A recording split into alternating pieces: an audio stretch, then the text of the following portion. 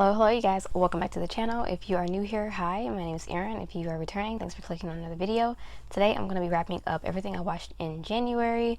I'm really enjoying doing these wrap-up videos with books and movies, and so I haven't done them for movies, but I've been doing them for books here on my channel, and I'm doing them also with movies. And so I'm wrapping up everything I watched in January. I think I've done maybe one video like this before, but I think maybe this is my first time I'm wanting to try it for the whole year. So I'm going to just tell you the things I watched in January, what I thought about them, and I'm also starting journaling this year. I journal pretty frequently anyways, but I'm going to be trying like very much like creative journaling and bullet journaling, and like really taking it super serious because I love journals, I love writing, but I'm going to be doing like pretty journaling stuff like this. I love to make lists and write, and I have so many journals, but I'm creating different journals for each aspect of what I like to talk about and my hobbies, so movies, makeup, and books. So this is my movie journal for now. It's a very simple journal I got from Target with an E on it for my name, and then of course I'm gonna open of course first with one of my favorite characters, Freddy Krueger, "You're All My Children," Freddy quote, and it just has a simple title, Movie Journal for 2022. This is definitely not a video for this journal, but just wanted to show you guys what I'm getting into. And so I've been creating these journals at the beginning of the year, end of last year, beginning of this year. And so this is my movie one, and I'm using this to keep track of all the things that I'm watching this year, so I can kind of just evaluate everything I watched, what I enjoyed over the year. And so far for January, I have already watched a few movies and a few shows, so I'm going to go through those here with you in this video. If you like videos like this, give it a thumbs up, subscribe to the channel if you want to like stuff like content like this, talking about movies, books, and or makeup, then this is definitely the place for you. Subscribe down below, and if you like this video by the end, hit the like button. So without further talking, let's hop into the video. So first I'm going to hop into the movies that I watched. So for movies that I watched, and I wrote them all, I took my time, I printed off all of these little, what do you call these? The word is slipping. You guys know what they are. But I printed off all of these, and I spent like so long cutting all of them out so that I could record the movies that I watched, and I glued them in. And this is before I bought all of my journaling supplies. When I first started off, I just had like a glue stick, scissors, and then a couple other things I bought at Target. And then I went further and bought some more stuff off Amazon that has made it a lot easier. But it was so fun doing this. I love doing like creative, crafty things like this. But anyways, for these, I put an example one here. So I put the title, director, main actors, and the genre into the little plaques. And so far this year, for January, I've watched 4 movies, but one of them was a rewatch. So I think that was it, yeah, for the movies. So I'll go through them really quickly. I watched P2 for the first time with my sisters. I didn't do like a reaction or anything for the channel, but I did watch it with my sisters. We had like a movie night. We do these fairly frequently, maybe about once a week, and if not, every 2 weeks for sure.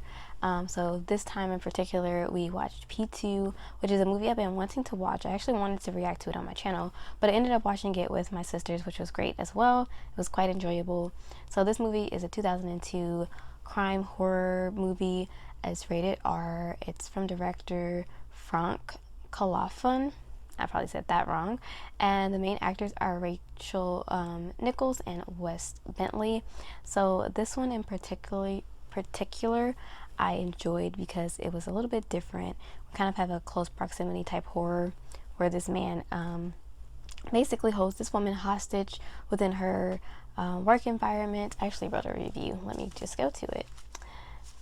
So yes, he holds her hostage, this workaholic woman named Angela, and he's basically a psychopath that has kidnapped her, and he has created his own little fantasies about their relationship. And basically this is her, she's trying to escape this guy, Thomas, and this is basically the story of her trying to escape this parking garage on the P2 like level. This one got a 35% rating on Rotten Tomatoes, but I actually pretty much enjoyed it. I would definitely give it higher than a 35% personally. So my personal thoughts, I said I enjoyed this story overall. I found myself engaged and rooting for Angela. through most of the movie, although sometimes I found myself yelling at her for some of her choices.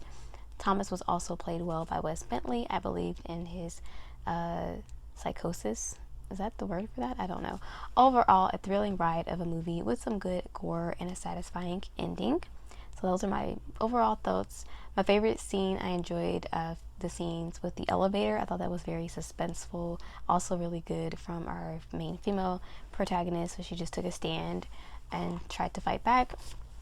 And extra notes I added was that there was pretty good gore. Did not love the dog death scene.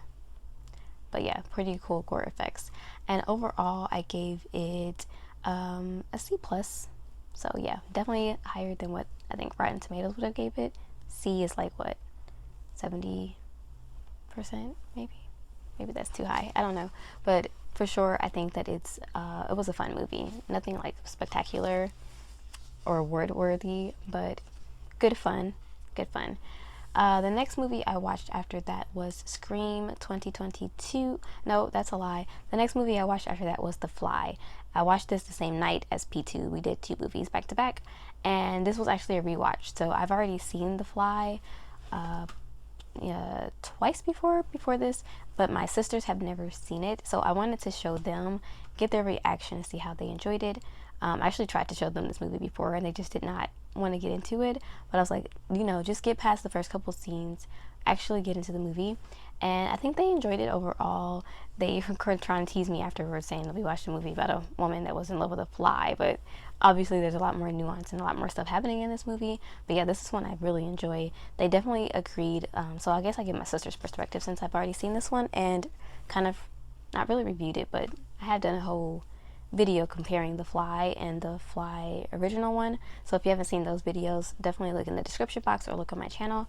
But for them, they said that they really enjoyed the effects in this one and the love aspect as well, because this one is more of a horror, romance horror in my opinion. But yeah, so that was the next movie I watched. Then right after that, I watched Scream 2022 in theaters. This one just came out this year, obviously, in January, as a horror slasher. And let me go to my review for this one. So I've already done a full video for this, so definitely check out that video. But yeah, I basically really enjoyed this one. So this one is Scream 2022, basically Scream 5, R rating, and it was about almost 2 hours, a little under 2 hours. It has a 76% rating on Rotten Tomatoes, which is fairly high for Rotten Tomatoes, actually quite high. The writers are James Vanderbilt, Guy Lusick, and characters by Kevin Williamson, of course. And this one stars, of course, some of the big names: Neve Campbell, Courtney Cox, and David Arquette. I said for this one, I really enjoyed it. I liked the aspects of this one. I thought that they really did a good job of keeping that Scream atmosphere. I won't go into too much detail since I did do a whole review on this one. You can check that video out. I'll link it or put it in the description box. But overall, I really enjoyed this one and I had a lot of fun, and I'm glad I was able to see this one in theaters. And then after that, I watched Airplane. This one was a first time watch as well, from 1980. It's a comedy romance rated PG, which kind of surprised me with some of the jokes that they have in there. But yes, I haven't done a review of this one yet in my journal, but I did write down that I watched it. And actually, I'm going to be posting that reaction on YouTube, hopefully soon, as soon as I get to editing. So this one, it stars Robert Hayes and Julie Haggerty, and it's kind of like a spoofy type of movie. Definitely predates like Scary Movie and Naked Gun, which I grew up on, but very, very funny. And I actually just showed my sisters this one as well. I like to go back and show them the movies that I've watched for the first time, and we watched it yesterday for our movie night, so that was fun. So those are the movies I watched for January. And for February, not for February, I'm sorry, we are in February. For TV shows, I've actually watched 3 shows. I've watched more than 3 shows, but the ones I've finished, the ones I've recorded here, I'm probably going to just write down everything I've watched, even if I haven't finished it, because sometimes you don't finish shows completely, especially if they have multiple seasons. And also sometimes you just don't finish shows, period. But I still want to record that I've watched them. I don't know how I'm going to do the shows exactly, but I did write down the ones that I actually finished in January, and they actually, yeah, so there was 2 Pakistani dramas that I watched in January, and then I watched season 15 or 16, 15 of It's Always Sunny in Philadelphia, which is like my favorite show of all time. So yes, first show I finished was called, I'm going to butcher the name of this, I'm so sorry, Hum Kahan Ke Sache Te. Director is Farouk Reed, and I finished this one in January. This was the first show I finished, and it's a really good one. So here's my review of it, and there's the title cover of the show. Main cast is Mahira Khan, Kubra Khan, and Usman Mukhtar. Sorry. Basically, this one is based on a novel of the same name, and the story revolves around 3 cousins, Marine, Mashal, and Aswad. Marine is a troubled and conflicted as she is. Marine is in trouble. That doesn't make sense what I wrote. I am so sorry. Marine is conflicted as she is haunted by the decisions of her parents, while Mashal is a vivacious and carefree cousin. So these are 2 cousins. The 2 cousins despise each other and harbor a lot of jealousy and hate between each other, and their cousin Aswad is young and handsome and is caught between the 2 cousins. So basically, they both kind of love him. So my overall thoughts for this one, I enjoyed this show. It evoked a lot of emotions, anger, sadness, and joy.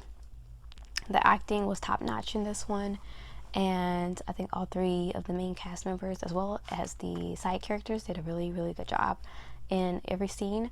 There was a lot of eventually Aswad and Marine get married, and there was a lot of tension in their marriage, as well as a lot of emotional abuse from the husband. So that was kind of very sad to see on screen, obviously, but also it gave a lot of drama within it as well. And it also talked a bit about mental health as well. I don't know if I absolutely love the way it resolved all of that in the end, quite frankly and quite personally. Just from my own perspective, I wouldn't have, if I was that character, I would have responded to Marine, how she responded in the end after going through all of that trauma and stuff throughout the show. But overall, I really enjoyed it. I gave it a 4.5 just because I was very hooked on it, and as far as enjoyment, this was one of the shows I was looking forward to every day to see. So for me, that alone raised the score up for me. But I will say that I wouldn't agree necessarily with all the choices that the writers made as far as what they had the characters doing and how they resolved it in the end. Although the ending, like the last 2 episodes, did have me kind of weeping a bit. So for the emotion it evoked, I gave it a A-. And then the other show I watched is called Main Hari Pia. I'm so sorry. The director is Badar Mahmood, and this one I watched. The first show I just mentioned was on Hum TV. This show that I'm mentioning now is on RA Digital, which is a TV station from Pakistan. And this one I didn't enjoy as much. So this one is, main cast is Sami Khan, Hira Salman, Marina Khan, and Sumbal Iqbal. And it's a story revolving around a woman who is very happily married, but she can't have a child. So Sarah has all of her husband's support, basically. This is our main character. But her mother-in-law really wants a child to carry on the family name. She really wants them to have a kid, but basically Sarah's doctor tells her that there's pretty much not a lot of hope for her to conceive. So in order to please her mother-in-law and to help her husband have a child, carry on, she agrees and tries to convince her husband to marry, basically get a second wife. And so she convinces her husband to marry her friend, but chaos basically ensues, and she brings a lot of trouble onto herself as this friend harbors a lot of sort of bad intentions toward her and is very ambitious, even though she knows that Sarah and her husband really love each other. She's coming into their relationship with a lot of insecurities and just evil thoughts. And so, yeah, for the very premise of this does not vibe with me. I think it's a cultural thing as well. It's just not understanding as much. Just because you can't conceive a child in a relationship doesn't mean that that's the end of the world. Especially because his mother-in-law has another son. I didn't understand what her big push for. I understand wanting your kids to have children, but I just feel like there should have been other means and ways and things that could have been done. I don't know. My thought was the acting was overall good, and I liked the drama and the tension of it, but I felt that the plot wasn't that good. The show wasn't that good. It felt like a lot of unnecessary drama, and I like drama. The main antagonist was just so evil. It was just very unbelievable, which, you know, there could be people out there there are, but it was kind of bordering on ridiculous. And the main female protagonist, Sarah, was very much a goody two-shoes, way too nice, way too let everybody get their way, too trusting, while also being a little self-righteous, which it's not a good combination. So I didn't enjoy the characters. And then the husband was a total pushover, no backbone, really annoying. I can't deal with it. So I gave this one a D, or 2 stars. I do really love all of the actors in this one. I enjoy them. I've watched other shows with them and I love them overall as actors, but overall I just really didn't enjoy this one. So it got a D. And then the last show I watched, which is one I've been watching for years now, I just watched season 15, or was it 16? I don't know, but It's Always Sunny in Philadelphia. I love this season as well. I think that they're not losing their touch. In this season, they of course have a lot of funny moments. I think that's my dog at the door, y'all. Funny moments, and they go to Ireland, which was very fun. They touch on some really good topics as well in this season.